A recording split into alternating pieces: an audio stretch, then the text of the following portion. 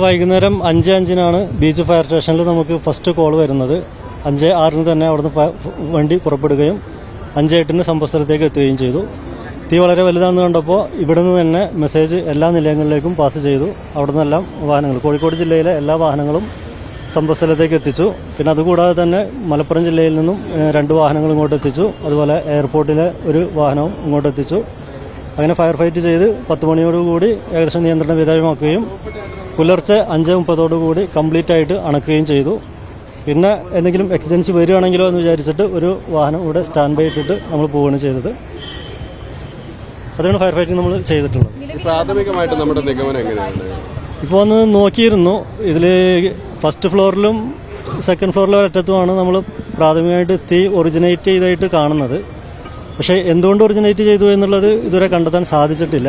പിന്നെ ഫോറൻസിക്കും അതുപോലെ ഇലക്ട്രിക്കൽ ഇൻസ്പെക്ടറും ഒക്കെ അത് സംബന്ധിച്ച് കൂടുതൽ പഠനം നടത്തുന്നുണ്ട്. അതുകൂടി കഴിഞ്ഞാലേ നമുക്കതൊരു അഫർമേഷനായിട്ട് പറയാൻ കഴിയും.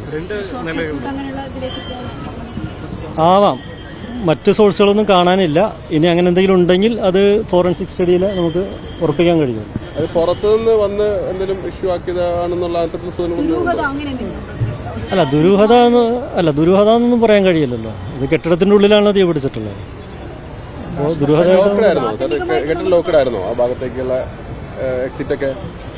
എക്സിറ്റ് പ്രധാനമായിട്ടും മെയിൻ സ്റ്റെയർ കേസ് മാത്രമേ ഇവിടെ ഉള്ളൂ. അതാണ് അങ്ങോട്ടുള്ള എൻട്രി പോയിന്റുകളുള്ളത്.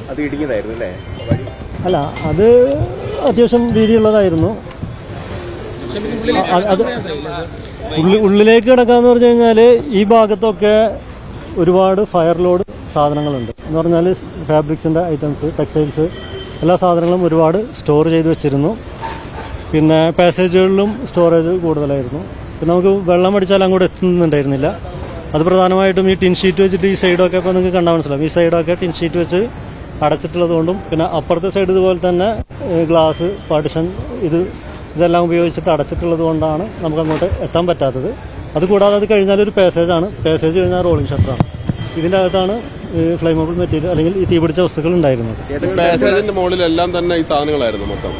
പല പാസേജുകളിലും സാധനങ്ങൾ കൂടുതലായിട്ട് സ്റ്റോർ ചെയ്തിട്ടുണ്ട്. സുരക്ഷാ സംവിധാനങ്ങൾ ഉള്ളിലുണ്ടായിരുന്നു? ഇല്ല, ഒന്നുമില്ല.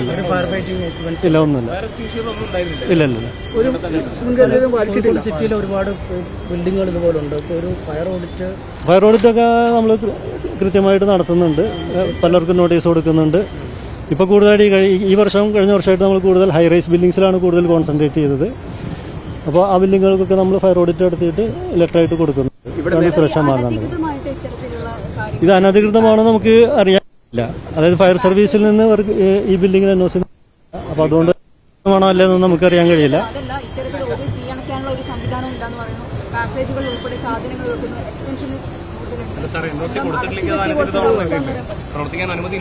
അല്ലല്ല, അത് എന്ന് പ്രവർത്തിച്ച് തുടങ്ങിയതാണ്. അങ്ങനത്തെ കാര്യങ്ങളൊക്കെ തദ്ദേശ സ്വയംഭരണ സ്ഥാപനങ്ങളാണ് നോക്കുന്നത്. അവരുമായിട്ട് കോൺടാക്ട് ചെയ്ത് കഴിഞ്ഞാൽ കൂടുതൽ ഡീറ്റെയിൽസ് കിട്ടും.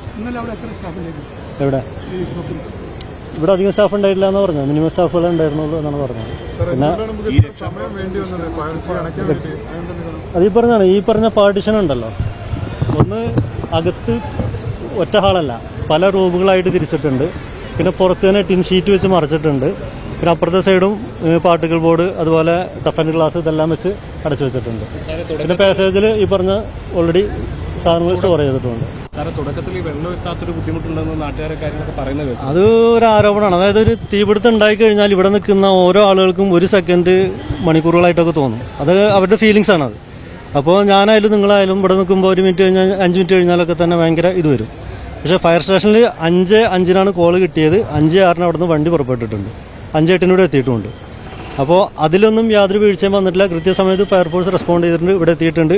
ഇവിടെ എത്തിയതിനു ശേഷമേ നമുക്ക് എന്ത് ചെയ്യാൻ കഴിയുള്ളൂ, വലിയ ഫയർ ആണോ അല്ലെങ്കിൽ തീരുമാനിക്കാൻ കഴിയുള്ളൂ, ആ വിവരങ്ങൾ പാസ് ചെയ്യാനും കഴിയുള്ളൂ.